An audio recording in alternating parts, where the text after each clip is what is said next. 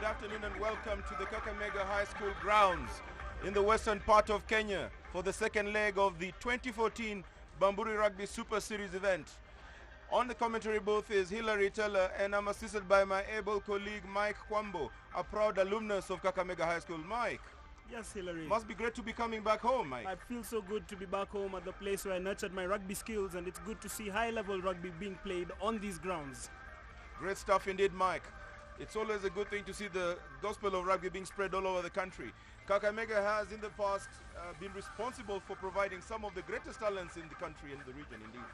Indeed, players like Charles Dyer from way back, players like Ian Indimuli, just to name but a few, have featured for Kakamega High School. And right up on there, we'll get on through the lineup for Papa Nguvu. We have Onyango, Karia Katu, Wagaya, Ongeri, Indimuli, Aswani, Kisia, Edgar Bere, who's also an alumnus of Kakamega High School, Augustine Kangeri Mwale, Wanjala, Alan Omuka, the captain, very, very devastating in the first leg in Kampala, and Peter Kefa will be the fullback. What do you make it on this particular game, Mike, on Papa Nguvu's lineup? Papa Nguvu's starting lineup is one that is filled with experience and young players coming through the ranks, and I think they're going out for the kill in this match. It's quite interesting. They've decided to play Ken Mosetti off the substitutes bench. He's been known to actually have some very interesting footwork. I think he was the MVP in the Great Rift Side tournament, wasn't he? He was a very solid player, plays at outside center. He can also play at scrum half, versatile player. All right, up next up, we'll be seeing the Kifaru lineup. Kifaru is predominantly made up of university students from Kenya. We've got Danman, Langat, Muikia, Tubula, Chogo, Aguko, Otieno, Bundi, Mutuku, Lubisia, Owako Soy, Otieno, Ochami, and Kivasia. Not some of the most commonly known rugby players in Kenya. We would have expected to see a little bit more from the Strathmore University team. Well, Strathmore University opting not to field their players in this match because of the upcoming Kenya Cup semi-final. Anyway, the substitutes bench for UAP Kifaru: Jimmy Mwangi, Thomas Okidia, Greg Dunman, Collins Ocheng, Eli Mugaisi, Caleb Kiprotich, Daniel Mubea, and Felix Otieno. They are coached by former Kenya international fly half Charles T.C. Ngovi. It's interesting that they've actually paired up Charles Ngovi and Tito Duke, two players who got interestingly different styles of play. Tito Duke looking at the more direct play, and Charles Ngovi, one of the, in my opinion, intelligent rugby coaches in the country. Maybe it's an issue of opposites attract and bringing the best out of them. And right there, walking onto your screen, is Papa Nguvu in the green strip, and UAP Kifaru are the ones putting on the navy blue strip. Well, UAP Kifaru made up of players from Kenyan universities, Papa Nguvu made up of players from KCB, Homeboys, and Mwamba RFC. This is looking like it's going to be a very competitive match. Mike, do you think the fact that Papa Nguvu had their first game in Kampala on the trot last weekend and having to play their second match against a fresher UAP Kifaru, do you think that will probably affect the course of the game? It will, positively for Papa, because they already have that match awareness. They've been able to break into the games and they know what to do. It's about the combinations, what they know is going to work for them. More importantly is the fact that we've gotten the players who are down in South Africa from the Vodacom 15 team. I would have expected them to have been placed with the franchises, Mike. I would have expected that too, but again, there seems to have been some sort of agreement between the union and the players, as well as the clubs affected, to rest these players because there's still a lot more international rugby action coming up, and probably the decision was to keep them fresh.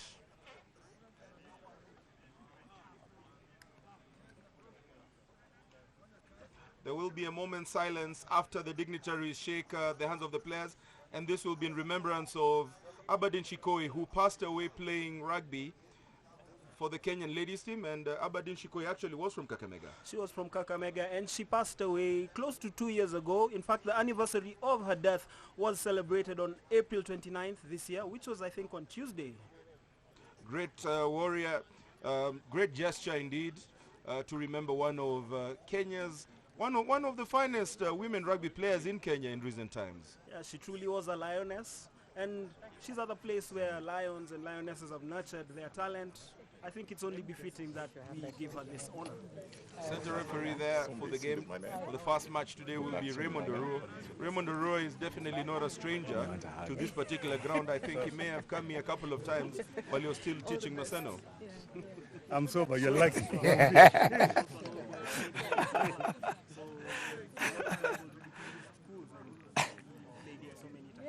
the insert of the picture there is the Papa Nguvu captain Alan Omuka. Alan Omuka, I was reviewing some of the clips from the game last week. He was in beastly mode. Huh? He was probably the, what do you call it, annoyance from missing out the South African training camp with the Kenya team and still wanting to prove a point. Of course, one of the players who's been plagued by injuries in recent time, but one who can actually burst into, change a small sort of opportunity into something absolutely glorious. He literally just burst from nowhere. Yeah, a fit Alan Omuka is a dangerous Alan Omuka. Let's see what he can do. I think now we're stopping for the minute of silence. Are we doing anything?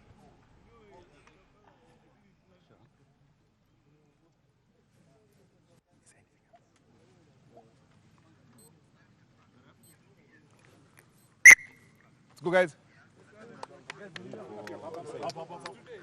And we're ready to run. This will be game 1 of match day 2 of the Bamburi Rugby Super Series being played from the Kakamega High School grounds. For all those joining us from Africa, from Kenya, from across the globe, joining us in straight from Kakamega in Western Kenya. And on the commentary today will be Hilary Teller and my able colleague Mike Kwambo. In your picture right now, in blue is UAP Kifaru.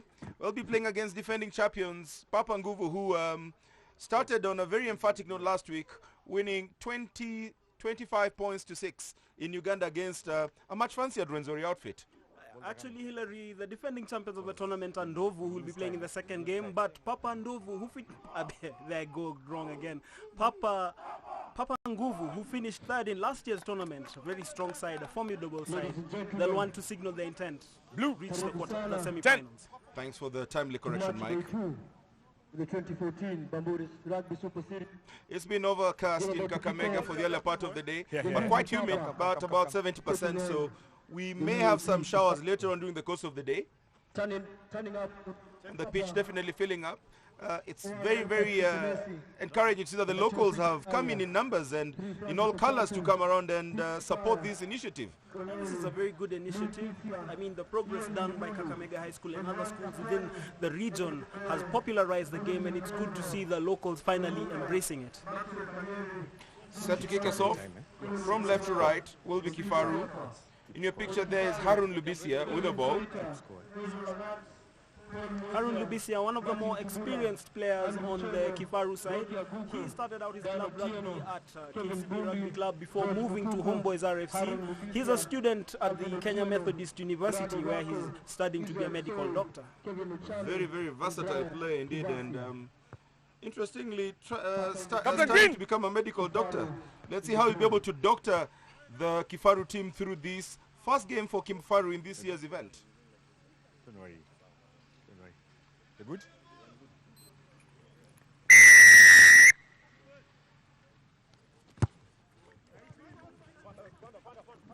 Opting to kick deep in there, quite a great retrieval there by Nguvu, who, as expected, has taken the route one approach and taking into the physical quarter straight from the Keep moving! Yes, and you can see already the ball moving there, and they've secured the ball back. Edgar Abere looking to play it out, which he does. Augustine Lugonzo, man of the match last weekend in Kampala, trying to slice through the Kifaru defense, but stopped, and it's still a breakdown, but it's advantage Nguvu Papa at this point. They turn over possession. Back. With the level of conditioning within these Kenyan outfits in the recent times, Roll you off, would almost expect that the game will be won in the collision points. Very definitely, that's where it's going to be. Oh, and that's a big tackle, as you talked about the collision points. There's a solid tackle there from Nguvu Papa as the match progresses. Alan Omuka getting himself in an uncharacteristic position where he's struggling to get on the ball. He normally is the one who does that to opponents. So I guess perhaps a case of being brought back to a level to realize that he's also human after all. Yeah, talk about role reversal and also getting a taste of your own medicine. Anyway, we're in play there. This is the UAP Kifaru. That was Brian Kivasia. He plays for the Mwamba RFC club from Nairobi, Kenya. Taking the ball into contact, George Mutuku, a former Kenya under-19 international, distributing it out wide. That is Alvin Otieno, former Western Bulls player, Kifaru have managed to hold their own in the opening exchanges of the match. And I don't think they've actually let the ball go for more than 20 seconds to the Papa Nguvu side. They haven't, and actually Harun Lubisia attempting a drop goal. How about that thing of beauty? Harun Lubisia scores the first points of the game from a drop kick. That's the first drop kick scored at the Kakamega High School grounds in the maiden appearance of the Bamburi Rugby Super Series in Kakamega. Yes, and that is the second drop goal of the Bamburi Rugby Super Series. The first coming last week in Kampala when Renzori's Alhaj Manano, who apparently was playing at back row, scored for Renzori against Papa.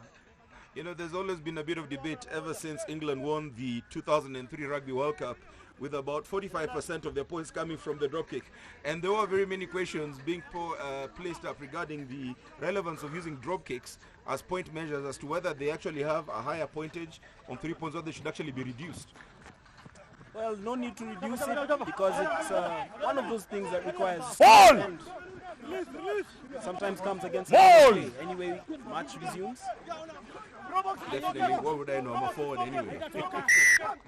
But there are forwards who are on record as having scored drop goals. Remember the great Zinzan Brook at the 1995 World Cup. There's insanity that comes every so often, and Zinzan Brook was one of those strange forwards. Anyway, now there's nothing strange about this. It is a scrum down. It looks like it's going to be a Papa Putin. Edgar Abere. You'd almost fancy that Papa Nguvu would be rampagious within the contact faces and the set pieces. They look like they have a solid pack, and if you just look at the body conditioning, perhaps it's expected that they'll go around and run all over Kifaru. Yeah, but at the moment they need to get their act right. The scrum down there collapsing. Looks like referee Ray Oru is going to call it again. And it's still going to be a Papa Putin. Edgar Berra there with the ball in his arms. He's an alumni of Kakamega High School, the venue for match day 2 of the Bamburi Rugby Super Series. Known to have extremely blistering pace, but has never really been given a chance to represent the country at the highest level. Talk about hard luck. There was a time he had been voted player of the season in the 7th version of the game as Augustine Lugonzo breaks again and referee Ray Oruo awards a penalty. There's it didn't look like the ball even got off his feet. Huh? We've known him for actually taking those and just running, slicing midway through the defense. Yeah. The referee wasn't too happy with the 10 meters gained in there, and it would appear that You're not 10 yet. You're not 10. yes, it would appear that Nguvu will go for points. I can see Peter Kefa gesturing to the points, and of course, as expected, you'd expect some of the forwards requiring the services of the ball to go around and just stamp the authority earlier on. But I guess prudence dictates that if you're already trailing on 3 points and you have a chance to slow them in, then conventional wisdom should win, Mike. Yeah, it should. And that's what they're doing, applying conventional wisdom. It looks like Peter Kefa is going to attempt the kick himself. He's been known to attempt the kicks for his club side Mwamba RFC, and prior to that when he played for Strathmore Leos.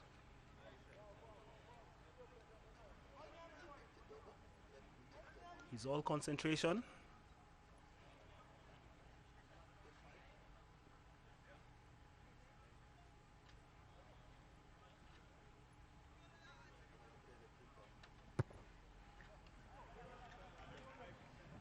Peter Kefa smashes it hard, but unfortunately wide to the right of the upright, and scores remain 3 points to 0. Early days yet, we've just done about 6 minutes. UAP Kifaru leading Nguvu Papa 3-0 here at the Kakamega High School grounds. Match day 2 of the Bamburi Rugby Super Series, brought to you live on Zuku Sports, channel 301. Ball kick straight into the arms of Devo Naswani. Devo Naswani, big stocky fellow who had a good game in Kampala last weekend as well. Yeah, he had a good game. He's one of those players coming through the ranks at KCB, just barely out of his teens. He's 20. There's a lot for him in store, and let's see how he's going to exert himself in this game. Of course, KCB have this capacity to always just groom teenagers who end up becoming beasts in very, very short time. Unlucky there for Nguvu. They look like they had it formed, but unlucky knock-on coming on in there. They had, I think, a 6 6 versus 2 situation right in there. Yeah, I think that it was just a matter of a loss of composure. 6v2, you would expect them to do the easy thing, probably a player just taking his eye off the ball for a minute and dropping the ball. Of course, UAP Kifaru not in a hurry to take that scrum down. In fact, the ball has actually been handed over to Papa Nguvu. It would appear that no, the referee realized the chicken is there by Edgar Berry. And very interesting what scrummers can do. These halfbacks are just the ones, the cheekiest players on the pitch, if you ask me. There's a joke that goes around. They say that halfbacks are a bit of both worlds. They think like backs, but they react like forwards. As the referee Reoru awards a penalty, quickly taken by Papa as they take the ball into contact. Move.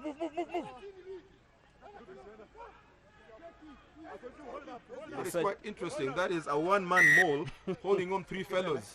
That was twisting and turning, and yeah, you'd expect him to be smashed onto the deck. That was Nick Ongeri, plays for the Mwamba club in Nairobi, Kenya, a teacher by profession, taking the ball. Oh, it was Louis Kisia, beg your pardon. Louis Kisia, one of the older members of the Nguvu Papa squad. Not the biggest fellow, but did very well to draw in 3 fellows in there. It took 3 fellows to bring down Louis Kisia. I think that comes with experience. He's been around on the scene for a while, and at this point in time, he knows what to do.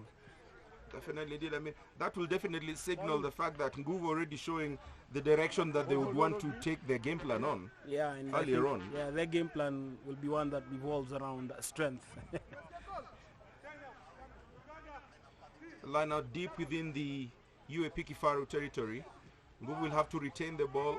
Pops out, manages to keep on through. The ball has not bounced away. Swani takes it in.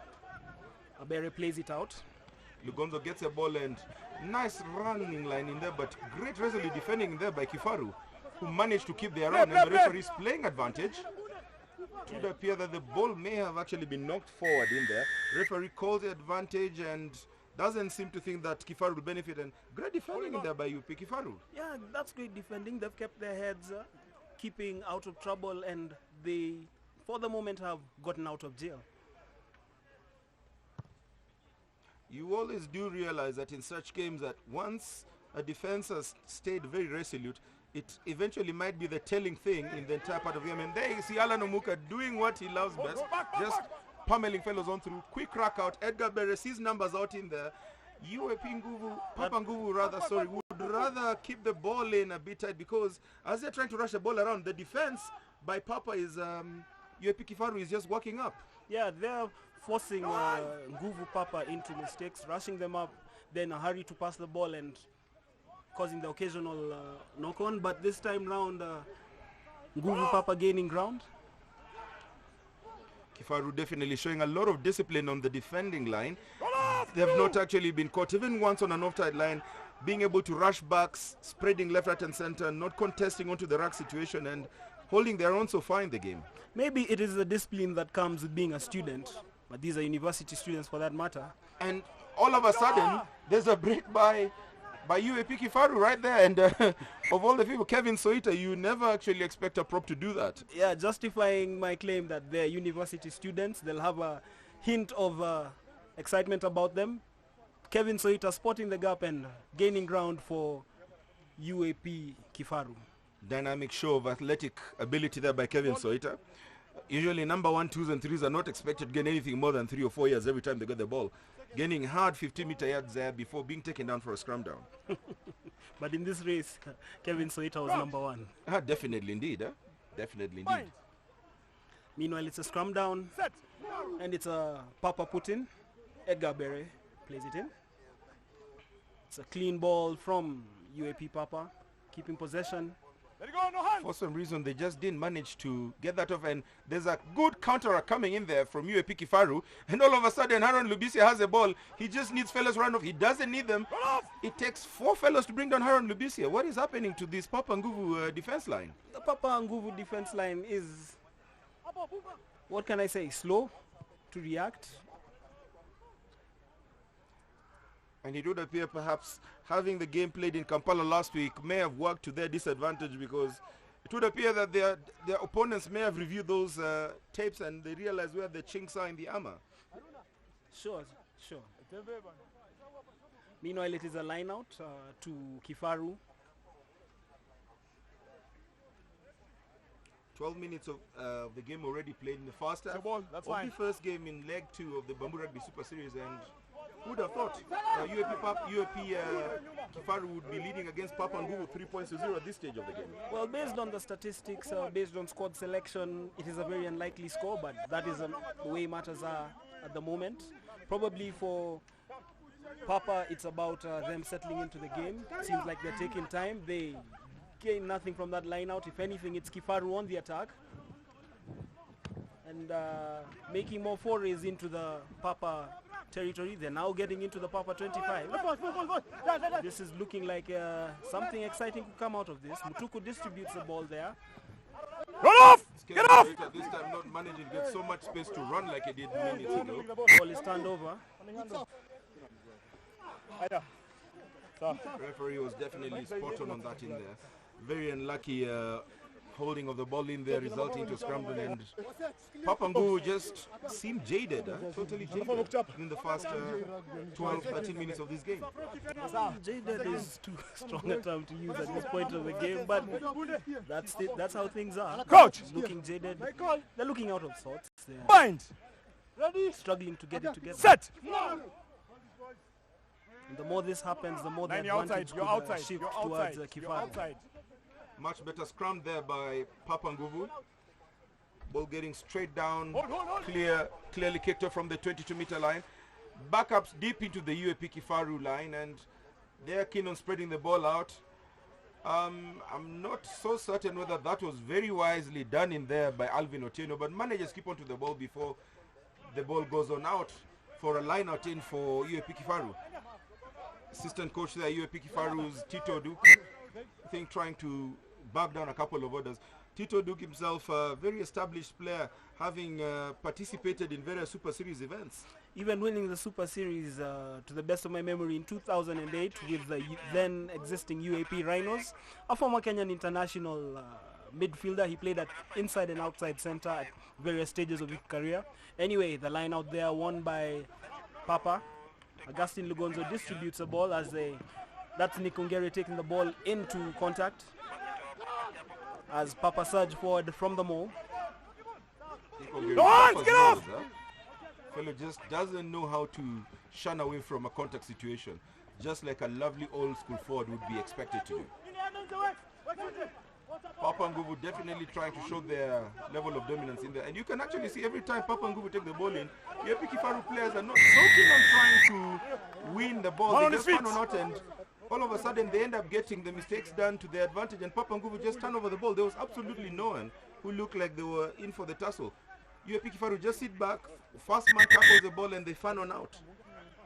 That seems to be a strategy employed by head coach Tito Duke. Meanwhile, UAP's number 8, Kevin Bundi, looks uncomfortable and is getting medical attention.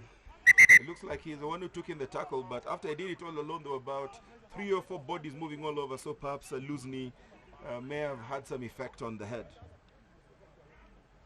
Curtis Olago there, coach for Papa Nguvu, looking extremely animated, definitely not too happy about the scoreline. Himself one of the few players who started playing as a backline player and eventually finished in the forwards. Finishing in the forwards in 2008 when, it was 2008 when the Lions, I beg your pardon, won the Super Series. Olago was part of that squad. I'd mentioned earlier Tito Duke winning it in 2008. It was in 2009 that he won it with the UAP Rhinos. Anyway, it looks like we're getting back into play.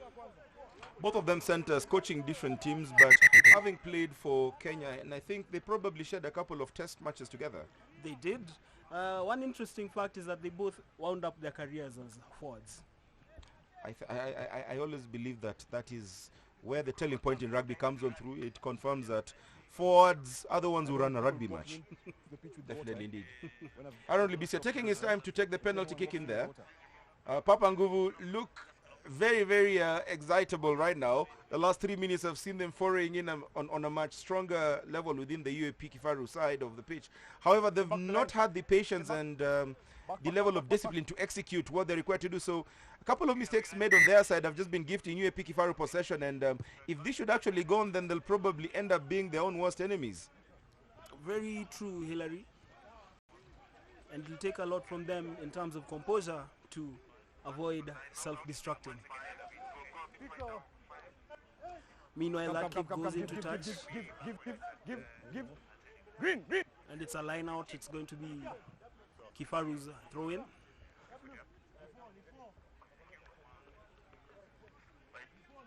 Ezra Langat throwing the ball in through.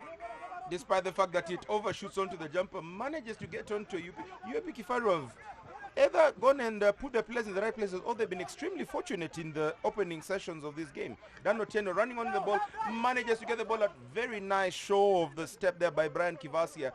Gets down just barely about 10 meters from the try line, and all of a sudden you see UAP Kifaru's pick and drive working on George Mutuku, looking at getting the ball out.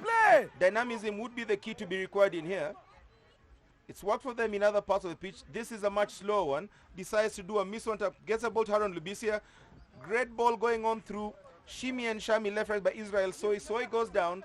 Ball still available from the UAP Kifaru end of the pitch. George Mutuku gets a much flatter, yes, definitely, in a much flatter Ezra Langat, who's stopped in his tracks. Still, they look like they have possession unless they've been held up high. Ball manages to come out. So it does not hold it on well. It bumps on and out. It became a messy affair there, and the referee gives the ball back to Kifaru because Nguvu just knocked it on. I mean, every call has been going fortuitously to Kifaru's way. They look like they have the gods of rugby on their end today. They have the gods of rugby definitely on their end. No. It's for them to appease the gods by using whatever chances that are coming their way. They are not far out from the Papa try line, and they should visit it from this. Of course, the interplay within the last 2 minutes showing its toll on the players. You can see them heaving very heavily, the chest pumping up and down, showing the great level of work that has been happening over the last 5 minutes. So they still have a put in. You can see George Mutuku already barking instructions to Haron Lubisi in there. I am always very wary of a scrum of giving instructions before the ball has already been secured, because they often more or less not end up thinking about the next move before the ball comes in. And George Mutuku does not use, that was coming, did not use two of the players, and there's been a cross in there and they lose possession. So Papa Nguvu get the penalty in there. George Mutuku just not utilizing all the players he had at his disposal and managing to cross through some of them. He should have actually released it to one or two of those players earlier on. Yeah, he should have. There was a player running off his side, both from the left and from the right. Easily release them, maintain continuity. He probably was looking for a gap to exploit and go for glory. It didn't work for him. George Mutuku plays his club rugby for the University of Nairobi Mean Machine. Very established player, and also been capped for Kenya at age grade level. Grown much bigger than he was when he was playing at under 20 level for Kenya, but still looks like he's a wily brain, a wily rugby brain. Yeah, the rugby brain doesn't go wrong. The body may expand, it may shrink, it may grow tall, as experienced by some of us in in the commentary booth. I always had the potential of expanding, in my defense. Francis Akatu getting the ball on in driving, almost being driven out of the pitch. They manage to return, but Edgar Bere picks it up, decides to run it, manages to move on through, and unfortunately, when it looked like they were getting something, Nick Ongeri just manages not to keep the ball in his hands, and fortuitous knock on in there. And I guess UAP Kifaru will, story will go on. That's been the better part of the first half. They have been very disciplined on defense, and it would appear that just the fact that they've maintained their line and their form has managed to push Papa Nguvu into a myriad or a tyranny of errors. Exactly, Hillary. UAP Kifaru was just keeping it simple, maintaining the discipline, keeping the composure, set, and getting advantage. Once again, they're in possession, and the ball is spilled now by the UAP Kifaru players. Unlucky there by Brian Kivasia. He just looked like the ball just shot through his hands. Looked like it was an involuntary pass. Edgar Bere gets a chance to place in a scrum down for Papa Nguvu. Papa Nguvu, of course, definite set of experienced players within their stable there. Coach. Expected to, Bind. why I initially expected before the game to come around and dominate this game, but I guess that's what pundits are for, just creating predictions, and the truth of the matter is that the proof of the pudding will always be in the game itself. The proof of the pudding is in the game. Kifaru have come into this game with their tails up. Everything is going their way. Another penalty awarded to them by referee Ray Oruo from another Papa infringement. Nothing seems to be going right for Papa. Papa looking like they want to keep on using the shorter side, and they probably need to see if at all they can get other options. Maybe getting the forwards playing off the shoulders of the fly halves would assist, because getting the ball from the base from the scrum half has clearly not worked to great effect as you expected, because that would only work if you're playing against a team that doesn't tackle well. But every time they do that, 2 or 3 tackles in, they lose the ball. So perhaps a change of tactic might be required, maybe to get a couple of balls off the fly half shoulder may give them some level of momentum. Yeah, these variations, as you say, will give Papa the momentum, and it should also throw Kifaru into a spin. But at the moment the play proceeds and the referee calls that not straight. Ball not straight, green.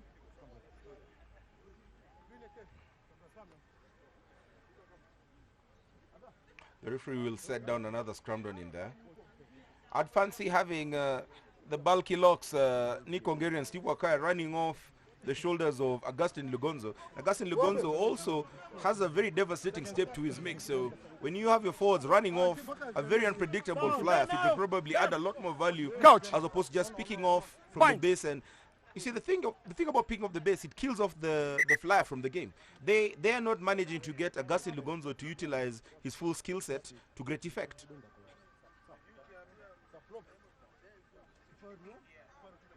Francis Zakatu there, loose head prop, very experienced player in his own right, looking like he just wants to go around and marshal his players on, because the game is still in its earlier phases. Only 20 minutes played in this half.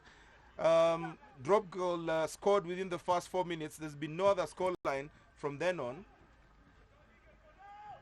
Nice tackle in there, very, very nice tackle, and nice turnover there. I think they might get a penalty in there if they don't win the ball, because the player looked like they held the ball down. Referee seems okay with it, because the ball is still on UAP Kifaru side. I would have thought that would have been a penalty. Lubisia booting the ball far and wide. Peter Kefa on the counter attack. Very slippery player. He gains a lot of ground for Papa. They retain possession from that ball. It would appear that the referee was not happy with the footing, and someone may have said something that might cost him 10 minutes in the match, depending on the severity of what was said. The referee looks like he's going into his pockets. As the captain, Alan Umuka off the Hey. running Absolute warning to him. Yeah, he is shot Last. number 11. Next warning. Out. No. Edgar Bere. You. No. Being given Done. a talking to by Done. referee. Alan Omuka trying to intervene on his behalf, but Very, very stern referee there. Did not say a lot other than done, and gave a final warning. Nice cover tackle there by Papa Nguvu. Great run there by Alvin Otieno. Almost managed to sneak on through, and Papa are on the defense this time around. It will be keen to see just how well they'll be able to defend, because Kifaru have been able to show over and over again that they have a disciplined approach to playing onto the ball. And that is Kisia of, unlucky bounce on the pass in there. Just manages to get off through the chest of, I'll get the confirmation in a minute, Dan Otieno it was. He got the ball and he just flew off his chest, and it looked like he already had a lot of support to be able to assist him in there. Very, very unlucky right there. If you're just joining us, can only imagine what would have happened had that move been completed. Kifaru would have been ahead series. further. Edgar Berra there, you can see his body language trying to shrug it from the referee. Has been given a last warning for a bit of chit-chat. So you can see him trying to really whisper the instructions lest he gets the wrath of the referee. Edgar Berra places the ball in. Quick ball out. Louis Kisia decides to pop it on out, and great run there by Peter Kefa. Gains a hard 40 meters. Great move there from the base of the ruck by Louis Kisia. That was great, but there's nobody running off Peter Kefa. But the referee still awards a penalty to Papa. That was a great pick from the base of the scrum. Show of courage there by Louis Kisia, picking it, well, least expected.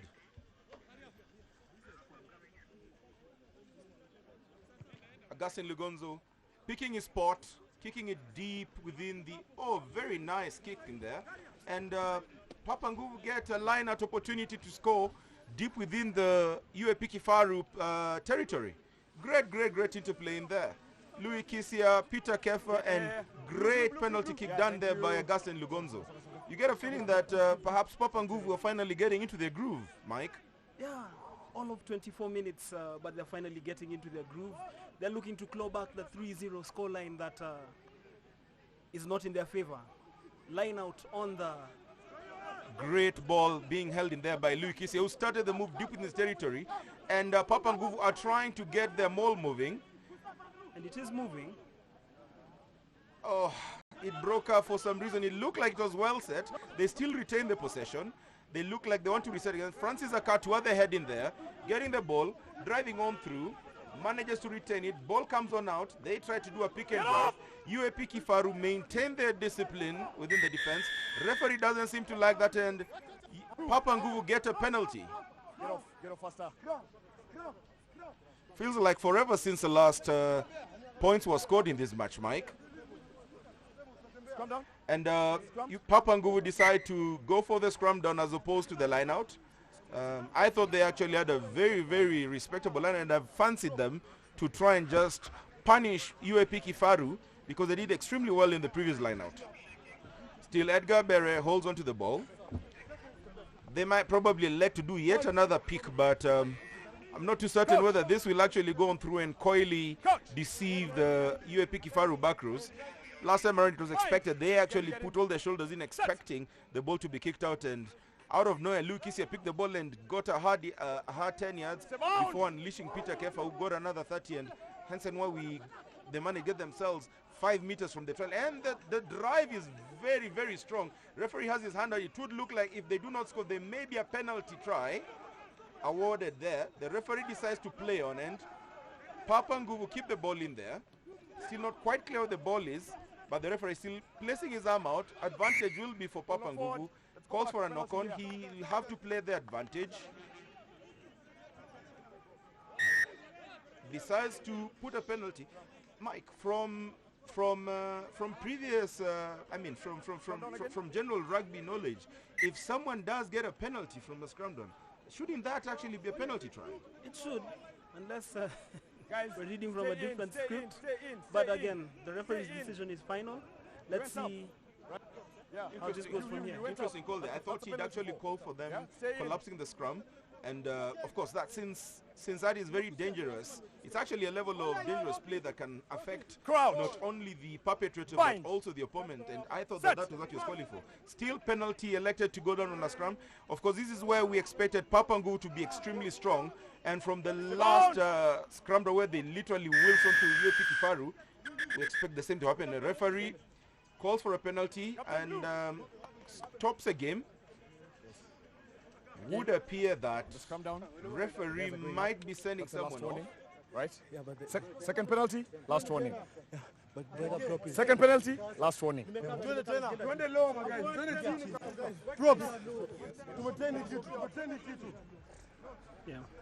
Yeah, come.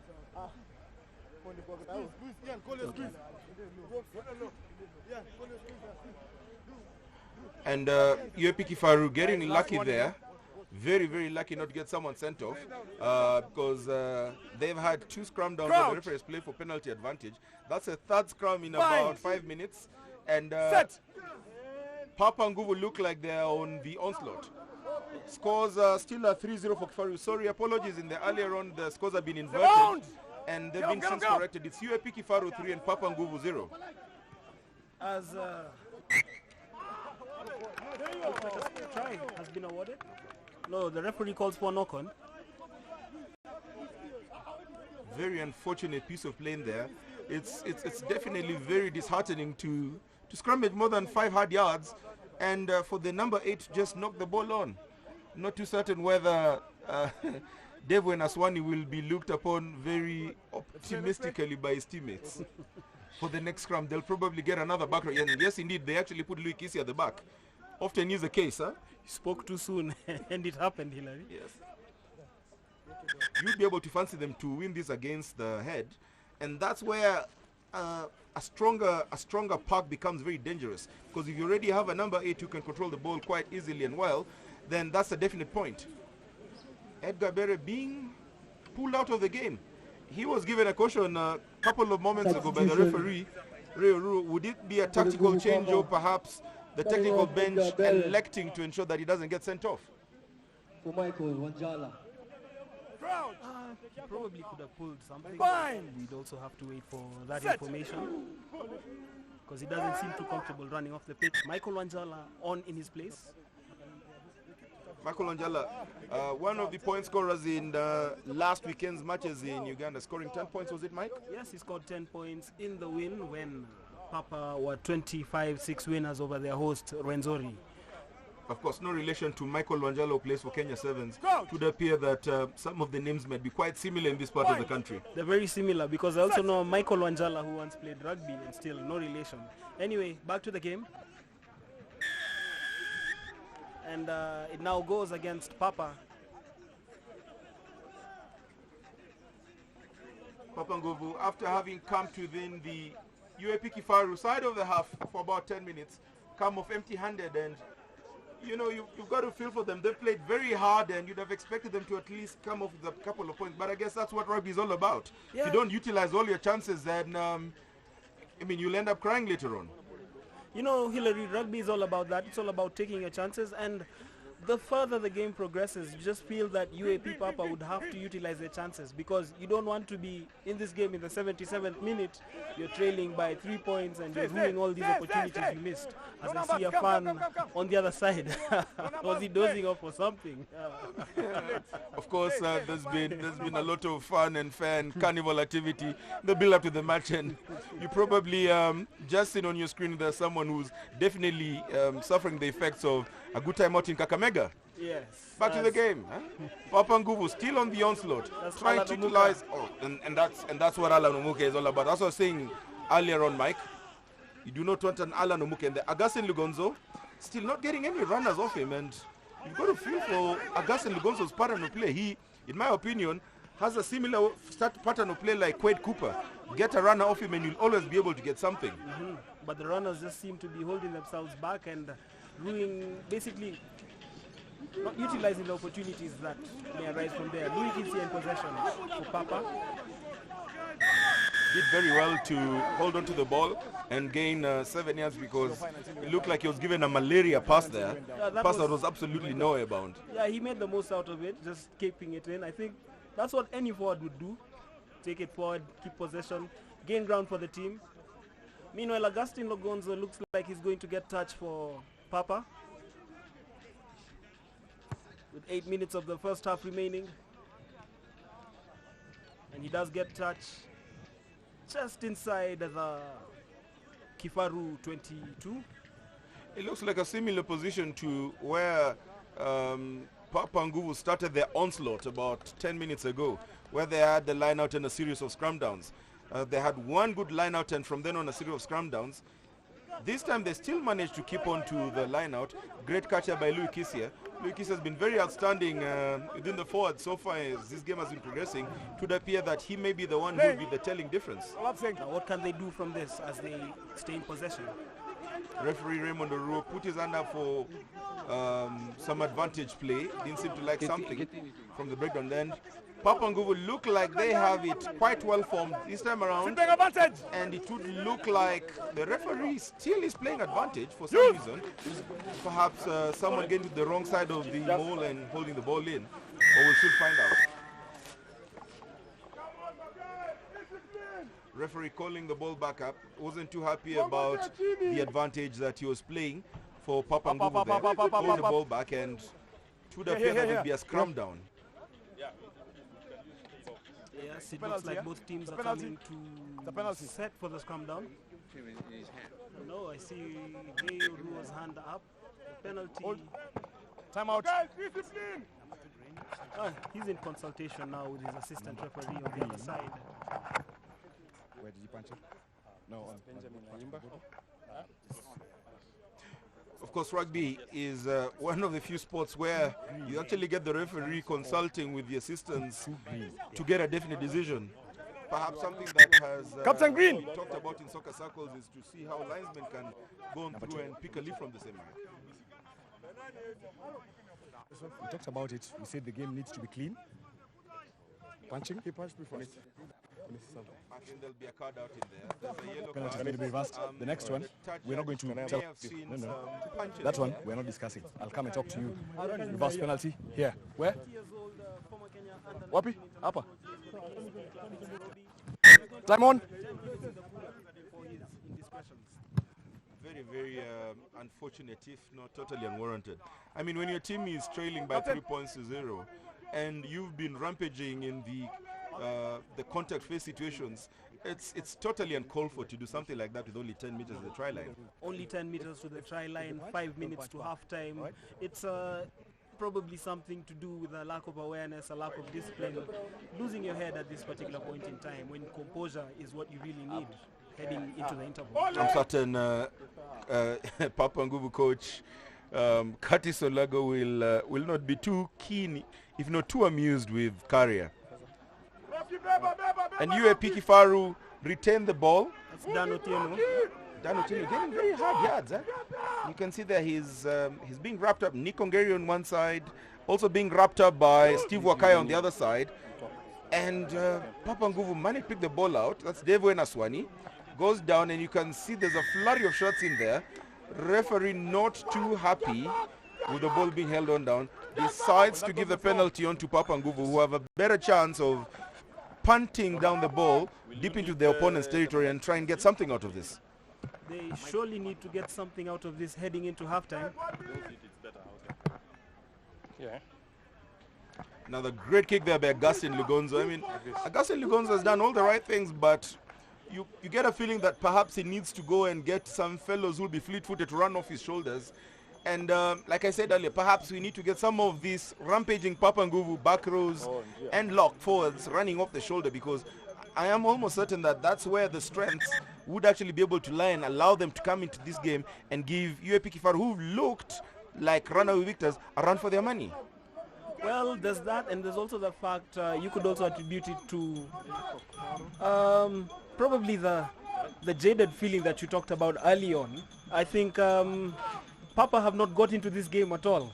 The player who has stood out for them thus far for all of 37 minutes has been Augustin Lugonzo. There have been flashes of brilliance from Louis Kisia and Alan Omuka. But other than that, you just feel the team is at 6s and 7s, struggling to gain any territory, to gain any advantage. In your picture there, Salato Muturi, who comes in and throws a bullet of a line out, and there's a lot of dynamism showing in now for Papa Nguvu. Salato Muturi looked like he came in with the much needed magical wand. And it's quite interesting. Papa have made 2 substitutions in this first half. Michael Wanjala on for Edgar Bere and Salaton Muturi on for... We'll find that out. I think it's because Carrier got sent off. They had to get someone off for the 10 minutes to ensure that you can still retain all the front rows. Yeah, the specialist positions, as they call it in rugby. I repeat, specialist position. We call them the front rows from where we sit. Very intelligent lads, Very, very intelligent. It's a specialist position. Of course, recognized by the IRB, and one of the few, actually the only position that can cause an entire rugby match to be stopped. I never knew that, despite all my years of playing the game. Anyway, there's another break here. Mutuku not in a rush, perhaps trying to just ensure that they can grind down the remaining few minutes and go into the halftime break with the 3-point advantage. Great shot there by Papa Nguvu, winning it against the head, and there's a turnover ball. And interesting, Papa Nguvu actually playing one man less, but they look like they're just on the same even number of players. they've actually drawn in a back who's not really a specialized forward player on the drive, and they look like they're still back to the full complement of 8 forwards. Well, you know, when you're playing sometimes, you probably tend to notice that all stops to make sure that. Let's break down halftime. Let's break down Just at the halftime. top of the picture, that traditional Isukuti dances. Fine. Kakamega, of course, the home of Isukuti. You can Set. see the fan carnival happening just at the corner in there. Of course, the players do not actually have the advantage of trying to dance right now. They have to keep playing, and UAP Kifaru almost managed to move on through. The referee calls for a knock on there, and that will be the final piece of action. Robert. First half, well, half-time, end start, Hillary, we can say that. Aaron Lubisia's drop goal separating the two sides. UAP Kifaru leading Nguvu Papa 3-0. I wonder what the coaches are going to say to their teams at halftime. Of course, having to do 1,200 kilometers of journeying last week looked like a second toll on Papa Nguvu. Having to an extra 400 kilometers may have actually put pay to the energy reserves. At the interval, Papa Nguvu trail against UAP Kifaru 3-0. We'll go for the halftime break, and we'll be back after the halftime interval with my able colleague Mike Wambo from Kakamega. Tasker and the Kenya Rugby Union. No, guys, so far so good.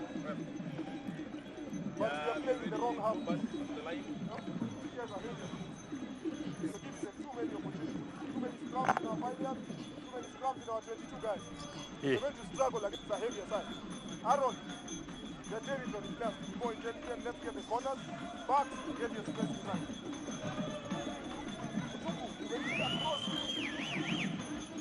Who was running? What was the call? Okay, for now, those scrums, Hundi, Okota, Rocky, get there with him. Dan, get there with him. That's the first hit. Second hit, give it out to the back. Line out.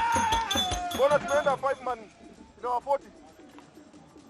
Rudisha, let's not put ourselves under any unnecessary pressure. All 8, we secure it in our half. 5 man, we do it in the half. No high risk stuff with half, not in our half. Strand, pro box. You're letting knocks step into you. Huh? Absorb kwanza, and they are heavier. You can't absorb a heavier guy. Welcome back to the Bamburi Rugby Super Series 2015 here at the Kakamega High School grounds. With me here is Benjamin Aimba. He doesn't need any introduction. Former Kenya 15s player, former Kenya 15s captain, former Kenya 15s coach, and exactly the same lineup for the 7s team. Benjamin, welcome. Your thoughts on this match? Very interesting match. Of course, Papa have had a lot of possession. Unfortunately, whenever they faltered when they're in the 22, they couldn't convert any points. I think earlier on when they had a chance to take the ball to the corner and try for a try, they were going for posts, which they have missed quite a lot. They don't have a very good kicker, and what Kifaru has done is defended very, very well. They're getting a lot of possession, and unfortunately for Papa, then they can't recover. So Kifaru are getting into the Papa's half and looking more dangerous. And I think we've seen a very emotional Papa coach who's taken out his best scrum half in the first half. That was very unfortunate. He got very emotional, so we hope that will not affect his team too much. And again, it is the less experienced scrum half who's taken over, and you can see that the scrum is not now well marshaled. Kifaru have also a very light scrum compared to the Papa one, so they should be taking advantage in that. Unfortunately, they lost the last scrum, and there were fewer men in the Papa group. So it will be very interesting to see how they come in the second half. I've seen the coaches really flaring up between each other, and it's been a bit crazy how they've been able to maintain the players' heads. Okay, thank you very much. Ben, will you talk at the end? All right, no problem. Thanks.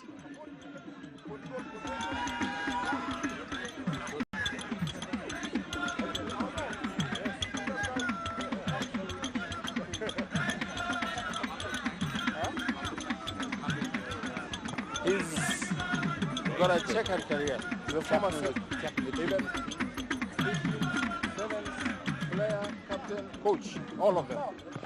Yes. He's the one who brought the Kenya Sevens to the level of where it is now. Yes. Are you interviewing the new coach? No, we are doing that. We are doing interview.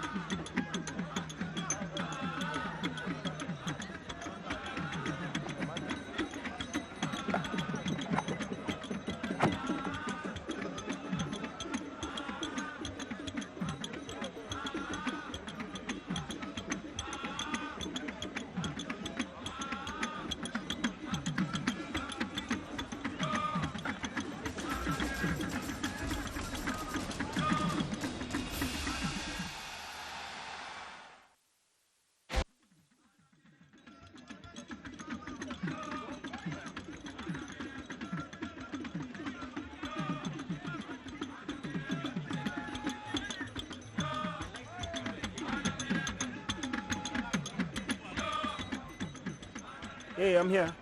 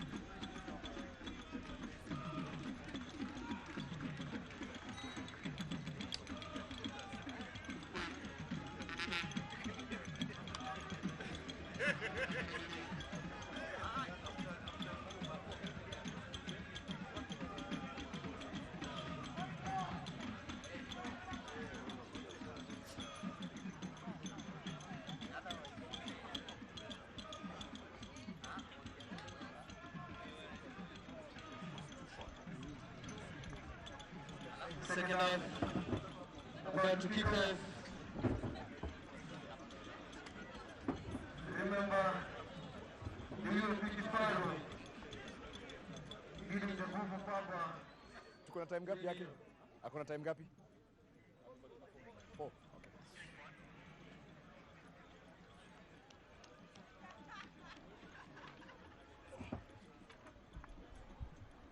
Second half of the match set to start. Papa Nguvu making one change there. From the top of Ian Inimuli leaving the pitch. And in comes Brian Sagara. Of course, Ian Inimuli has been rather very silent in the first half.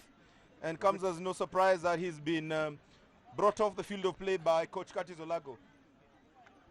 Perhaps a tactical change, Brian Sagara being brought in for a different dimension onto the game. Maybe to support Luis Kisia, who's been very active on offense, maybe realizing that there could be a bit of gaps back on defense and just getting Sagara to perhaps come in and consolidate on that.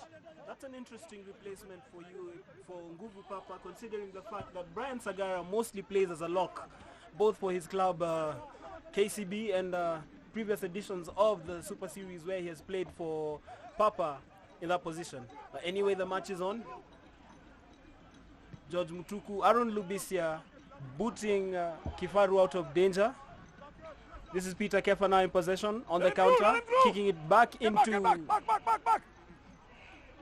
the hands of George Mutuku. It's now a bit of football. This is the football part of rugby, Hilary. Ken Mosetti also into the field of play. Gets a ball out, back, try to spread the ball out to Alan Omuka. They need to get Alan Omuka into one of those one-on-one situations where he's extremely devastating. Shrugs off one player, shrugs off a second, gains another hard 15 meters. Alan Omuka is the kind of player you'd always want to put into one-on-one situations that will be able to yield you some clear dividends. Yeah, and you can see what he's done. He's set up an attack for Papa as they're moving forward. This is Ken Mosetti in possession. Referee calls. Back foot. Referee not too happy with the fact that the players had had actually respected the 10-meter line and calls for a penalty. Ken Mosetti, of course, coming on in, playing at the outside center. Very, very exciting player. Former player for the Kenya national sevens team. Also one player who's been, unfortunately, been plagued with lots of injuries in the past. Yeah, but he's of late rehabilitated himself and seems to be on the path to full fitness. I mean, his performances of late have been notable. Most recent, remember the great Riptana side. Meanwhile, a penalty attempt. This is Peter Kefa, the Papa fullback, attempting his second kick from goal. I'm not too certain who between Peter Kefa and Agassi Lugonzo a better kicker, because I've also seen Agassi Lugonzo taking a couple of place kicks and he's quite decent, I think. Yeah, he's no slouch. And that one goes wide again from Peter Kefa. The scores are remaining 3-0. Kifaru in the lead, 2 minutes into the second half. Of course, Peter Kefa, that's his second penalty kick of the game, and the results are just the same. Maybe the coach needs to look at nominating someone to take the kicks. Peter Kefa looks like he has the strength on the punt, but his direction has been wanting. Oh, great kickoff and absolutely great drive in there by Collins Wanjala. Of course, the referee seems to play advantage on to UAP Kifaru. It looks like it was a knock-on the ball when he went down. Great run there by Collins Wanjala. Yes, and that is the call from referee Ray Oruo. Collins Wanjala has had a very quiet first half. We didn't see him in action, Hillary, in the first half, did we? Yeah, I think that's his first touch on the ball. Perhaps having Ken Mosetti in has given him a chance, or rather some belief that he can run the ball on in. And you've actually seen a run by Peter Kefa, a run by Wanjala, a run by Alan Omuk, and it looks like the instructions are for the back three to try and take the ball on in, be able to get it through where the force will clear up, and get the centers to go and get a kit, some little more hard yardage. Meanwhile, it's Nguvu. Beg your pardon, that was a UAP Kifaru put in, but the scrum collapses there. Do you think they're going to set it again, Hillary? It's interesting that we're actually seeing collapse scrums at this day and age. The RB, of course, set up new guidelines towards the later part of last year that stated that you needed to hold the front rows, rather, I beg your pardon, needed to hold each other's shots before they engaged, because they did a study and realized that 90% of injuries from front rows came from collapse scrum because of the take, and you'd have actually expected that the touch of the shot right there before they engage, you'd be able to put a more stable scrum. This one is more stable, and the referee calling it in Kifaru's advantage. Yes, it would appear that someone just sit on back and did not put in pressure. Maybe the reason why the first scrum down just disintegrated. Yeah, and a quickly taken penalty there. And now they lost it. They lost it. Papa not giving 10, and now this is Arun Lubisia. It's an unfortunate rush of blood to the head. Lost the ball and they did not need to lose it. Peter Kefa almost gets a ball knock on there. You've got to feel it for him. He looked like he had it, then at the last minute just got the ball dropped off. And knocking the ball in the worst place you'd want to do it, deep in his own half. And again, just as the first half began, it's advantage Kifaru early in this game. Early in the second half of this game. If you're just joining us, the scores are UAP Kifaru 3, Nguvu Papa 0. The sole scores coming from an Arun Lubisia drop goal early in the first half. The second drop goal registered in the 2014 Bamburi Rugby Super Series. George Mutuku, the top side of your screen there, getting the ball to go into the scrum. Kifaru. Referee says that the foot was out before the ball goes in, calls for a penalty. George Mutuku really wanted to get the ball rolling. But the referee just asked him to stay back and hold put. I think he's just doing what any other player would do in this part of the pitch. You're close to your opponent's try line. You want to gain as much ground as possible, but the referee thought otherwise. When the ball is not yours, and it's still advantage Kifaru. Your ball, he goes in straight. Final warning. Hillary, so far things have not worked for Papa. Nothing at all has worked for them this entire game. They seem to have the full set of players now with Peter Carrier coming on in. Of course, they did suffer towards the end of the first half when Carrier got that very unnecessary yellow card. And they beefed in their team in the second half. But just when you thought that they were trying to get something moving on through, one or two mistakes, get them back deep in the territory. And it looks like Kifaru might actually be picking up on all the scraps, and we might actually see Bamburi being shocked here, perhaps due to their complacency. Complacency, being disjointed, all those words, but yes, we might actually see that. Wanjala trying to get territory, but only kicking the ball into the hands of Kevin Ochami. Great up and under kick there by Kevin. One of those, little nippy kicks that just allows him to come back and place pressure. And you can see right from the tackle in there, Nikongere did not release the ball, and UAP Kifaru have retained the possession. And I mean, Papa Nguvu need to go on through and understand where their strengths are, because it would appear that they're doing the same things we're doing in the first half. And I'm sorry to use this analogy, Insanity would be doing the same things over and over again and expecting different results. Maybe that's what we are seeing from Papa Nguvu. Maybe. And it looks like Kifaru are going for points. Kifaru, of course, on paper, not really a highly fancy side, but have been very impressive in the first half of this game. Just doing what is actually called the basics. Putting in their tackles, ensuring that they keep a very disciplined defense line, ensuring there's nothing fancy. Got a drop kick, and now they get a chance to try and add another 3 points onto the ones already have on board. This is Brian Kivasia. He's been reliable with the boot for his club side, Mwamba, in the Kenya Cup. And he's again going to try and extend the lead for Kifaru here. He's all concentration at this point. In the run-up there he goes. And the kick was short and straight into the hands of Alan Omuka, who is off. Alan Omuka, and that is exactly what we're talking about. Placing Alan Omuka into a one-on-one situation where he gets to show his devastating speed and brutal strength. Just running the ball 40 meters up. Referee calls for a penalty. Quickly taken by Papa Nguvu, but they just don't seem to know exactly what to do after taking it quick. They seem to have numbers only in one part of the pitch, and it would be interesting to see what would happen if they do lose the ball to UAP Kifaru, because UAP Kifaru have a better formation and might be able to make them pay if they get the ball. Collins Wanjala, smashed right in right after taking about 2-3 yards, and penalty Kifaru. Collins Gonzalez has been guilty of that. This is the second time he's been caught in that. Failing to release the ball when he went down. It happened the first time he caught the ball, and again, he was caught out. Of course, there was no one to help him out, but again. Right from the time he got the ball, of course, he had absolutely no one on the right side of the pitch.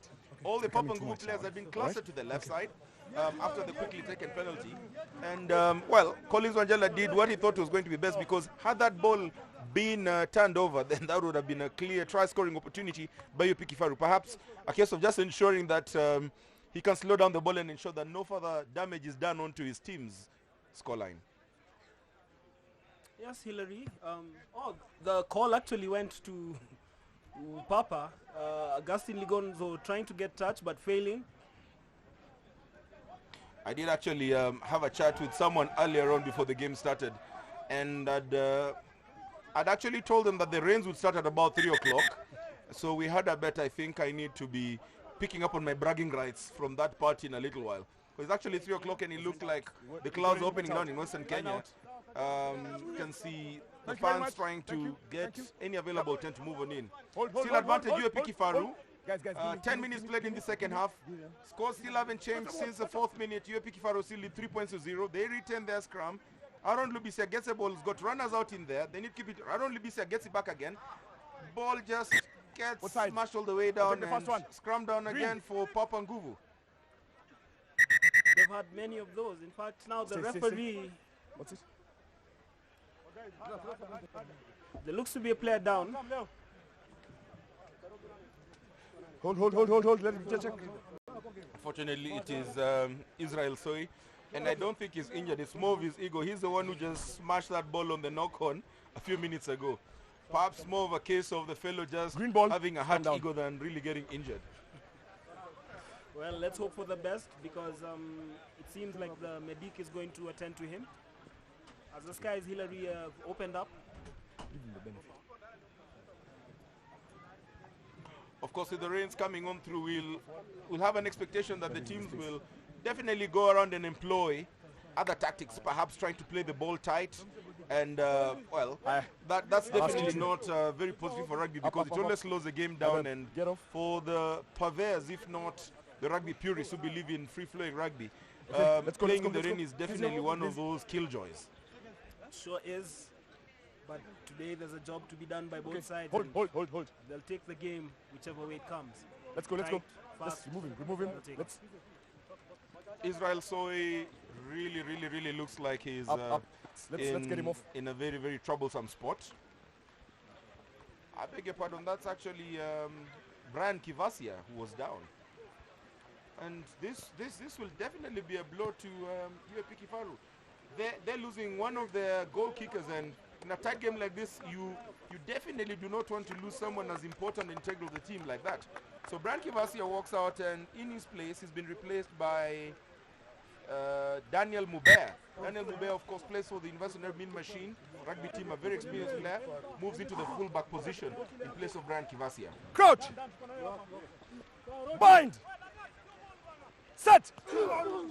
As Michael Wanjala puts in the ball for Papa Nguvu, Dave Aswani playing in number 22 for... Ken Mosetti, great strength there, man.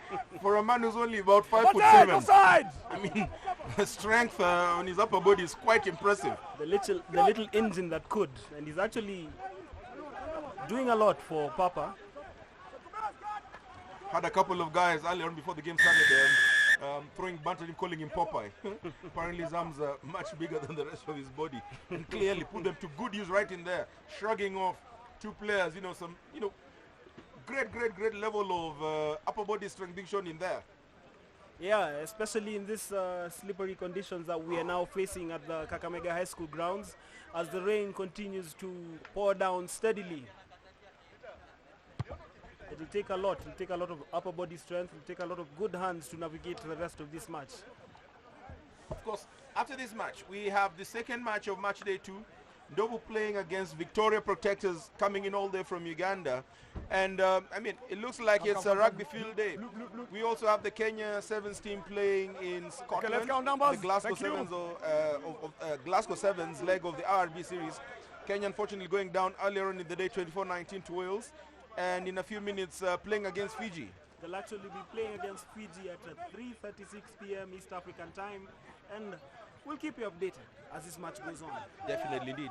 Papa Nguvu looking like they want to go on through and just ensure they can get something in earlier on and build up on that on the rampage. Playing their sixth face with the ball. Oh, looks like a high tackle right there. Referee does not seem to play out any advantage.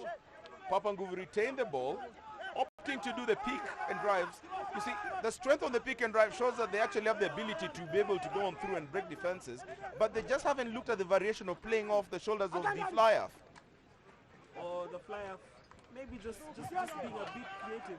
Remember, Aaron Lubisa scored out of nothing from a drop goal. Absolutely. Yes, there's more forward play from Papa. Francis Akatu there, the top of the picture, getting the ball on in, getting the ball out, managing to get the ball on out. Mike Wanjala getting out to Logesi Ligonzo. Big ball out. This is Collins Collins Wanjala. Of one Can defender, he two conf- defenders. Agonizingly close from the try line there, Collins Wanjala. This time managed to keep the ball. Still advantage Papa at this point. Logesi Ligonzo moving on back. Looks like he's perhaps trying to get a couple of runners off his shoulder. The forwards are left for the pick and drive. They must be perhaps at most maybe a meter and a half from the try line, because it's very close there. As the referee says, advantage over. So they have to make something out of this. I can see Peter Carrier now. Louis Kisia standing over the ball. Nobody actually wants to. I think that we saw a similar thing in the first half. A knock on. I mean, Papa Nguvu, surely they're their own worst enemies. UAP Kifaru have just maintained their form, but all the mistakes that have been telling in this game have come all the way from Papa Nguvu. Very simple mistakes in very important areas, Hillary. Come. It is actually very frustrating for a tactician sitting on the bench. It's easier to coach tactics, but it's harder to coach how to eliminate mistakes. That's entirely up to the player. It is entirely up to the player, because you come into a game knowing the stakes and you know what you have to do. They've even lost possession. It's going to be Kifaru put in. The wily George Mutuku going to work out something. That's Dan Otieno who picks up from there. That's very well to get about 10 hard yards. He knew very well that they'd be driven against the head, so Very, very wise play there from Dan Otieno, electing to pick up the ball as opposed to just keeping it in. And Papa Nguvu from basically sniffing a try, get pushed back another 40 meters, and they have to pick up again from scratch. And that can be really frustrating, Hillary. I'm sure you've experienced that from your playing days. Very, very, very annoying, to be very honest. However, it is such moments in a game that will be able to show the character of a team, and whether you can come around and pick yourself up from that. More often than not, the expectation would be that the team would probably just end up shrugging and putting their heads down and allow themselves to be totally pummeled by the opposition. But on the odd occasion that players have picked themselves up, they've been able to come around and win against the odd memorably. I do recall the Super Series in 2005, then playing for Cheetahs versus the Lions final. We were 22 points to 7 down at halftime, and eventually won the final 29 points to 22. I remember that game, I played in that final. I was on the losing side. It was absolutely graceful, huh? So I mean, I wouldn't really be able to go around and run Papa Nguvu off. And just like I said, look at Ken Mosetti, man. Came off from absolutely nowhere like a blazing bullet. Doing about 4 players and gets a penalty there.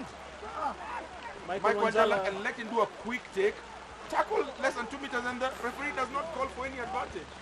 How about that? As the rain continues to pound the Kakamega High School grounds. Looks like a slip ball there. What's it gonna be? This perhaps, with the Rain family now, this perhaps might be Kifaru's game to lose. Because the added pressure that has been placed on the Papa as the time closes off does not perhaps look positive on their end. And with the rain coming on through and their very suspect handling getting worse by the minute, you've got to perhaps think to yourself that UAP Kifaru may have a chance in this one. They may. And remember, Hillary, we talked about that crucial 5 minutes at the close of towards the close of the first half, when Papa were unable to utilize the opportunities. I'm not writing their eulogy just yet, but as the game proceeds, you feel that there's a level of desperation that's going to keep on inside of them. I mean, if Papa Nguvu just reduced the error rate by 50%, there'd be very many points ahead in this particular game. But it's been themselves just, being their own worst enemies. It's really not been, I mean, of course, all respect to UAP Kifaru. They've been very disciplined. They've been very, very methodical in their execution. But Papa Nguvu have actually been their own worst enemies. And what's going to happen is, with this result, it will probably be an issue of mathematics heading into match day 3, where we could have a very likely scenario of 3 teams on the same number of wins and losses. But anyway, it's early days yet. We are approaching 17 minutes of the first half. And it's going to be Kifaru Putin, George Mutuku again holding the ball. He's looked very confident and composed with the ball when he's in possession as well. Of course, his experience coming in to count for the UAP Kifaru team. UAP Kifaru holding on to the ball. He's managing to shuffle left, right, and center. Not perhaps too certain about what they need to do with it. Of course, they lost Kivasia, who's been kicking them off from deep in the territory. And that is what I was talking about. When you lose one of your reliable place kickers and territorial kickers, you have a tendency of such happening. I mean, they shouldn't have actually kept on passing the ball. Someone should have been able to get the boot and just clear the pressure from there. So penalty comes on through. Papa Nguvu taking their time, perhaps electing to go for post. You can see Augustine Lugonzo coming on in there. Now will it be Peter Kefa or Augustine Lugonzo taking this? It looks like Michael Wanjala has placed himself there. It's interesting that Peter Kefa was being given the place because last week Mike Wanjala was the kicker for Papa Nguvu, scoring 10 points. Yeah, he scored 10 points, 2 penalties and 2 conversions as Papa defeated Wenzori 25-6 in Kampala. Well, there's some decisions that are left best unquestioned. And as they change, let's see if this change in kicker will change Papa's luck. Definitely indeed. So Michael Wanjala, 10 points already from match day 1 of the Bamburi Rugby Super Series. Will he be able to add another 3 onto his tally? It looks like a relatively straightforward position. Let's look at his run up to the kick as the rain continues to pound the Kakamega High School ground. And it's good. And Hillary. I mean, Michael Wanjala scoring for Nguvu Papa, that is Michael Wanjala for Nguvu Papa. Scoring for Nguvu Papa, leveling the scores at 3-all, and Hillary.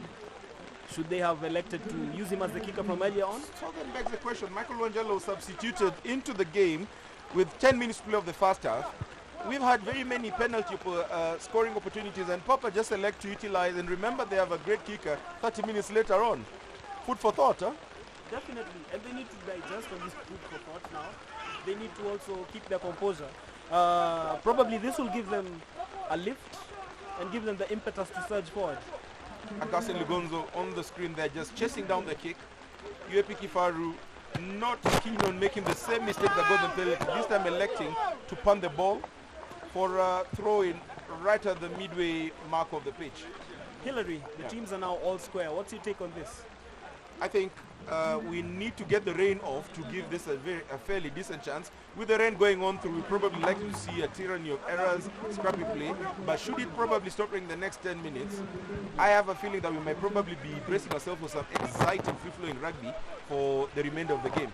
But we need the rain to stop, otherwise the errors will just keep on mounting up, and it may not necessarily give any advantage to the most skilled team. And suddenly things seem to be going Papa's way. Before that, Augustine Lugonzo had embarked on one of his darting runs, just infringed as he went down. It is all advantage Papa at this point in time. Augustine Lugonzo looking to get touch, gain territory as well for Papa.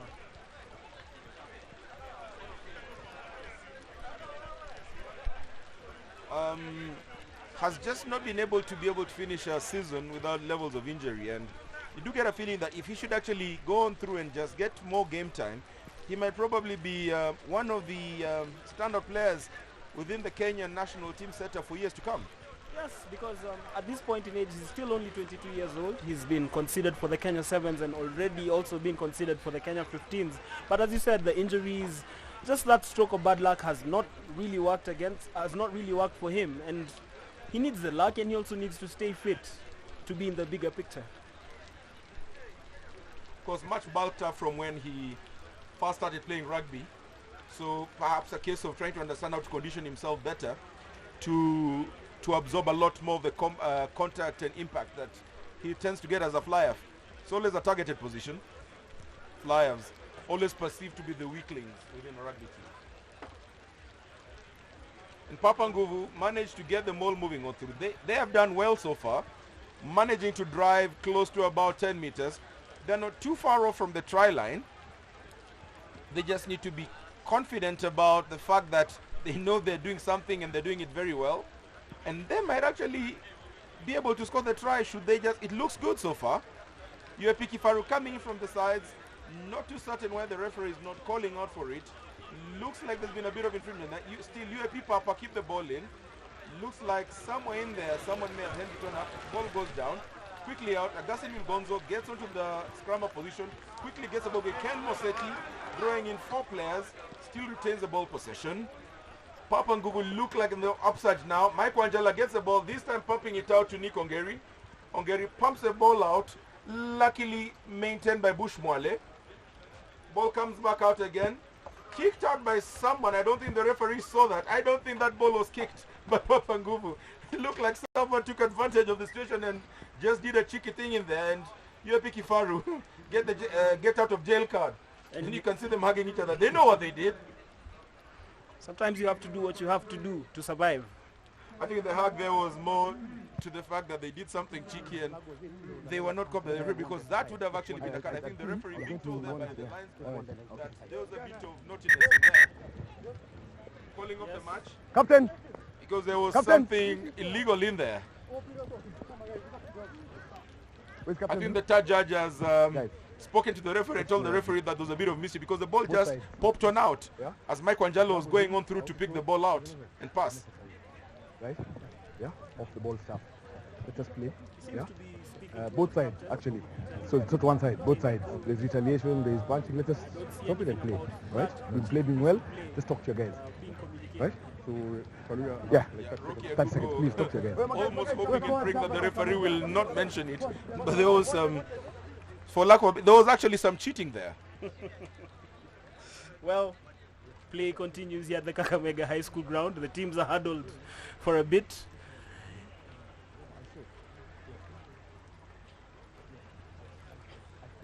I think the referee opting to give UAP Kifaru the benefit of doubt in there. Perhaps wasn't in a good position to see what occurred in there. And unfortunately also not having the benefit of a TV replay to allow him to make a decision on that. So it'll be a liner for UAP Kifaru. Ezra Langat at the bottom of your picture throwing the ball in. George Mutuku manages to get the ball. Haron Lubisia, the man who's been the go-to man for UAP Kifaru, kicks the ball out, manages to get a knock-on advantage onto his play there. Referee will call for a scrum down because there was a second knock-on done by UAP Kifaru. They have the territory, and of course, it's always easier on your mind to play within the center part of the pitch as opposed to playing within your own try and box area. So UAP Kifaru look like they're much more comfortable on the center part because they look like they've always been in perennial risk of conceding points within their territory. And in comes Kevin Waithaka. Double substitution being done there by Papa Nguvu. Kevin Waithaka comes in for Elfa Setemesi, and Peter Carrier comes on out, and Salato Muturi now makes a permanent entry into this lineup. Is that something that will be able to give them some level of upsurge? Only time will tell. We have about 17 minutes of the game still on the clock to play, so we'll definitely be able to find out sooner rather than later.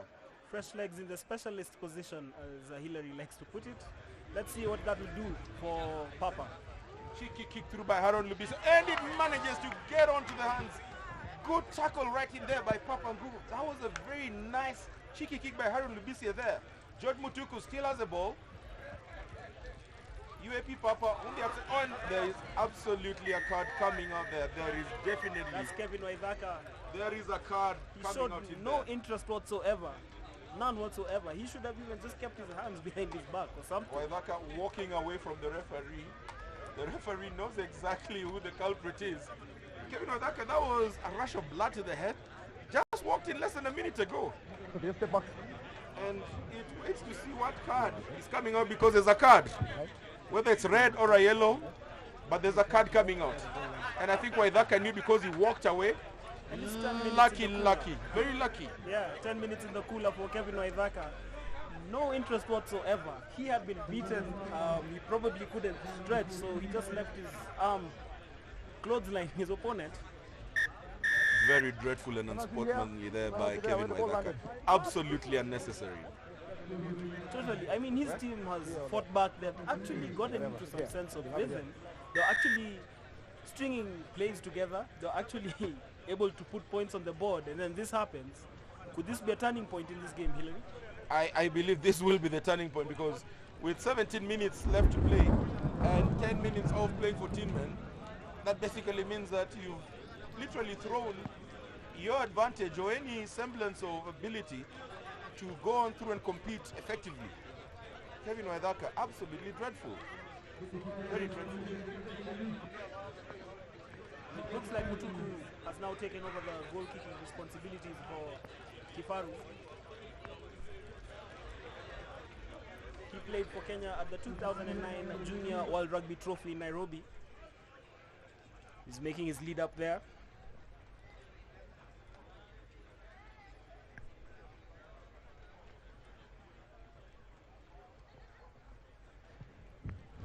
Mutuku kicks it hard, but does not go in by. His players had the awareness, keep on running, and a second dreadful challenge in there. What is happening to Papa Nguvu?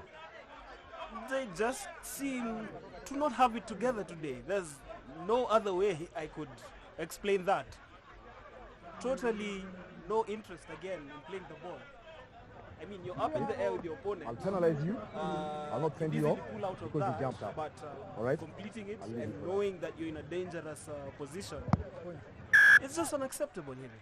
Of course, UAP Kifaru already had the tee in their hands. George Mutuku still held on to the tee from the previous kick, ran up to the position. And Papa Nguvu look like they're basically imploding and degenerating from one level of disaster to the next. Look like they've hit the self-destruct button right there. And what a time to do so. We look like, less than 15 minutes of play remaining. We're doing 25, going on 26 minutes. And The kick is successful by George Mutuku. UAP Kifaru 6, Nguvu Papa 3. I mean, a litany of errors by Nguvu Papa here. Kevin Waithaka should be feeling very guilty from wherever he is, because he's been to be honest, he's been the start of all this madness that we've seen in the last 6 minutes. Well, the onus is now on Nguvu Papa to spark a response. They'll need to keep their composure. But remember, they're down to 14 men for slightly less than 10 minutes. Will it work to their advantage or will it not? Anyway, play resumes. No one looked interested in holding the ball there. It looked like everyone was jumping by. Knock-on advantage for Papa Nguvu there. UAP Kifaru looking a little bit more relaxed on their faces. Of course, they're playing with a man extra in the forwards. So, Papa Nguvu on the other hand, I mean, if you just look at the body language, look at the faces on the right and on the left. You know, you can see consternation on one set of players' faces, and on the other side you see a lot of confidence. And they decide to bring in, and they sacrifice Louis Kisia. Well, specialist positions, again requiring a specialist to come in and take it out. Out goes the back row for the front row. So Louis Kisia has been doing the pick out from the line-outs. He's been one of the most effective players on offense, and he's been very evident on the fetch positions after tackles are made, but the coach elects to bring him out. Very questionable choice on who to bring out there. Come this side, come this side, come this side. Oh, no. Don't Referee will get a reset. Mike Wanjala still with the ball there. The referee Raymond Duro just trying to ensure that the players are very stable where they're taking the scrum. Of course, safety is very, very paramount in the game of rugby. And on wet conditions like we're currently experiencing in Kakamega, you'd expect the referee to try and manage the contact position quite well to ensure that we do not have any spinal or neck injuries occurring within the scrum situations. Coach. Bind. Set. Mike Wanjala. Oh, slide and almost catastrophic right in there. That's what I was actually talking about, Mike Ali. When it rains, there's always a tendency for players to slip in the front row position, and safety has to become quite paramount in such situations. Still, Papa Nguvu will retain the ball. They take the ball back into a mole. It's doing Aswani. He spills the Aswani ball. knocks the person but lets the ball go. Too much energy being expended perhaps in knocking the man as opposed to retaining the ball.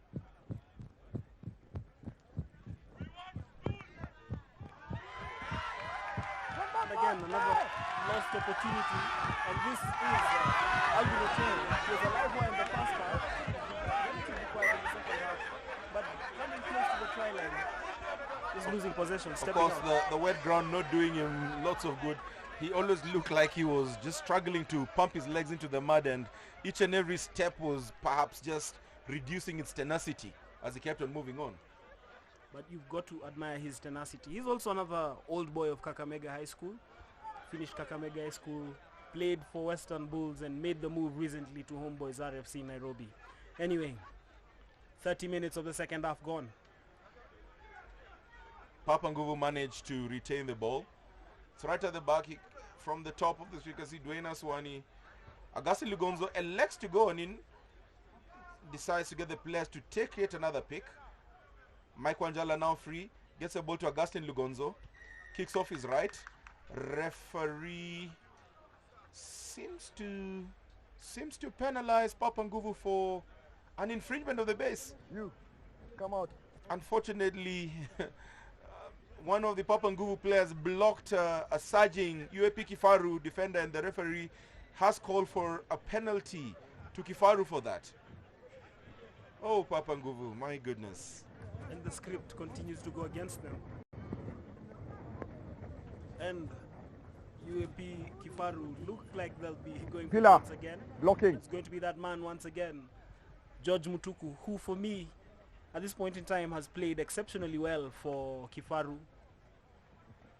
He would be a candidate for man of the match. We still have 9 minutes to play. But overall his contribution over the previous 70 minutes has been immense. It's been outstanding.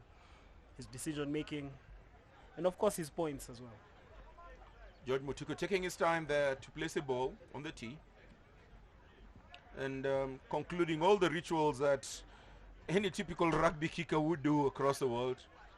3 steps back, 2 to the side, a tilt on the body, a glaze up into the sky, elbow out, kicks it.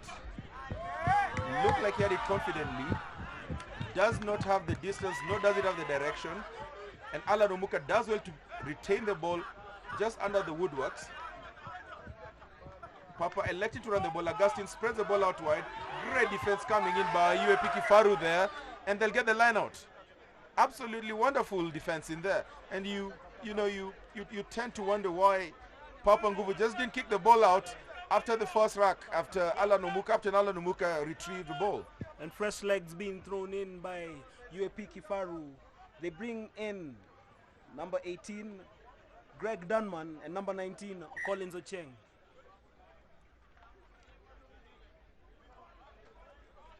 It's close to about 8 minutes or thereabouts left on the clock before this game. The first game being played on leg 2 of the 2014 Bamburi Rugby Super Series ends, and Papa Nguvu, who have been reduced to 14 men, find themselves gallantly defending over an upsurgent UAP Kifaru side. Yeah, the scores are 6-3. Kifaru leading Papa. There's still lots to play for with 7 minutes of regular time left. Fine. Let's see what will happen from this scrum down. Papa Nguvu retain the ball. UAP Kifaru still gallantly placing in the tackles, looking at perhaps counter-racking and getting the ball. They've quickly found on out. Augustine Lugonzo manages to get a punt into the air. There's a free-for-all, ball bounces. Mubaya gets a ball, has got numbers out. He's looking for Alan. Alan gets a ball. It's Kevin Ochami now. Oh, Kevin Ochami, I beg your pardon. Looks like he's being tackled into touch, but no, he keeps the play alive. And Kifaru retaining possession. And they're not losing their shape, Hillary, as they surge forward. They look to seal off this game. 7 minutes of play remaining. A drop goal attempt from Arun Lubisia. It's Jacob Oje. Jacob Oje being tracked all the way to the try box area. Jacob Oje has got some blistering pace. Manages to do a stop start that gets him about all the way to the 22-meter line. The ball goes to the UAP Kifaru side. Jacob Oje loses the ball in contact. And UAP Kifaru just have a never say die attitude. But you also feel that Jacob Oje there should have done the simple thing and just kick the ball out for touch, reduce the pressure on his opponents and on his teammates, and I agree, rebuild from there. Yeah, perhaps not too confident with this kicking, and maybe something that he needs to work on, because of course as one of the back three, if you're playing the outside in the open side, doing all the blind side, doing all the fullback, you need to be able to not only use your feet for running but also for kicking, because there will be that chance that you'll be isolated and required to kick. So maybe an opportunity for Jacob Oje to improve on his game. He'll have to do a lot of that, because I've also seen him play for his club side, KCB, and he's been guilty of the same offense on more than one occasion. It's something he'll have to work on if he's to rise to the next level. Anyway, the scores remain 6-3. Kifaru in the lead here against Nguvu Papa. So you can see Louis Kisia getting back onto the pitch. It looks like Kevin Waithaka will also join the game for the remainder of it. He's back in on the top of the picture there. The burly character there with the arms glazed akimbo. As Papa also make another substitution, in comes Leon Lubanga, shirt number 19, in place of number 3, Elfas Setemesi. Coach! Fine! Set!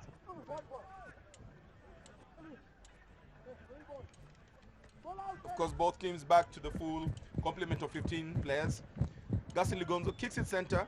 Should be easily fielded by Mubaya. Mubaya gets a ball. Decides to return the favor. This time electing to kick for touch. And it does all the way out.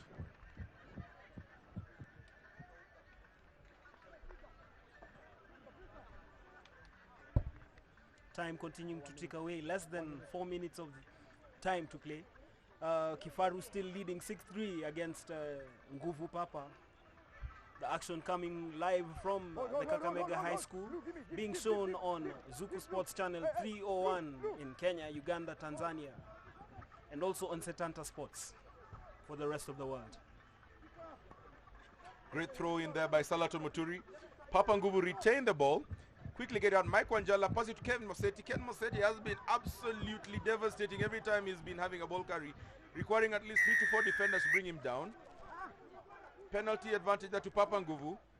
Quick take. I mean, I'm pretty certain Jimmy Mwangi, who made the tackle there for UAP Kifaru, was not 10 meters from the mark.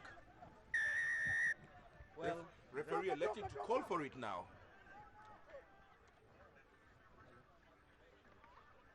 Hillary, we have 3 minutes of time to play. What would you do in this situation? You Figure out, time gone.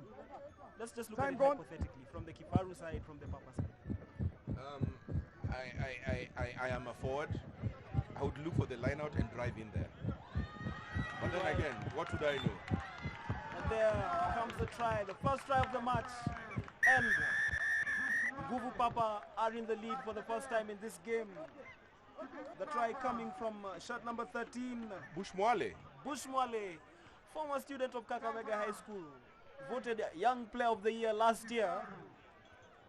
I mean, where was he the entire game? He looked like he burst onto the limelight from nowhere.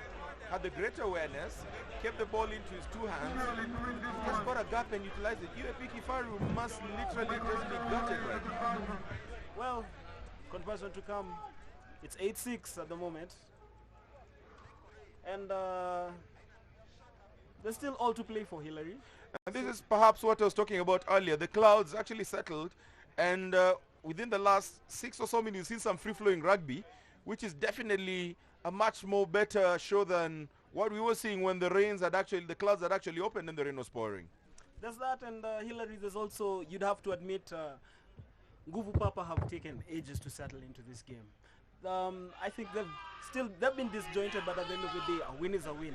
I don't want to be presumptuous because we still have about 2 minutes to play, but they're in the lead, and should it stay this way, they'll take it as it comes. For Kifaru, they just have to keep fighting. I think looking at their body language and looking at the referee's body language, they perhaps seem to be aware of something that we are not. Perhaps the referee already called for the last call because they're looking extremely ecstatic. If you look at where they're still all class at the center of the pitch, it would appear that that was the last move of the game.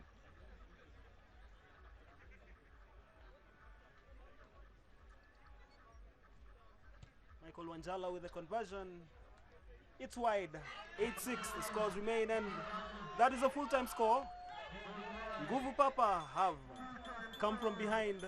They're doing a celebratory jig there. They deserve it. They've come from behind to beat UAP Kifaru 8-6.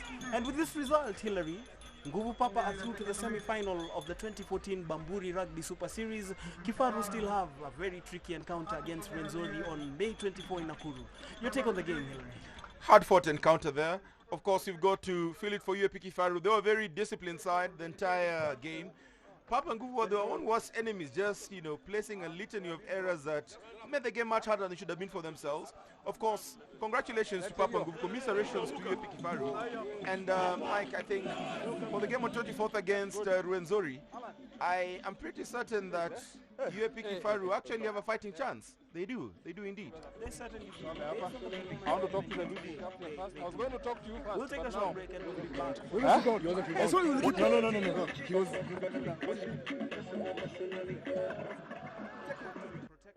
That match kicks off at 4 p.m. East African time.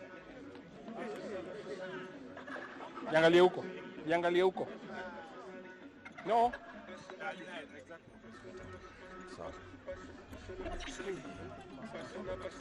Where's the other captain? I'll start winning. Can you watch that game there? This thing has gone off. I am Tupangel. You stand there. The other captain is here. Stand on it.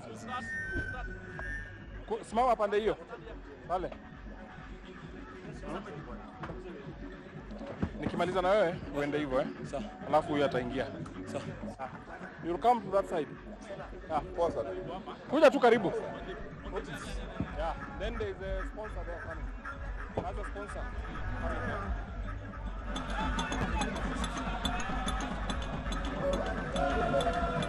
hii kitu sijui. Simame mbele kidogo tumeambiwa tusimame mbele.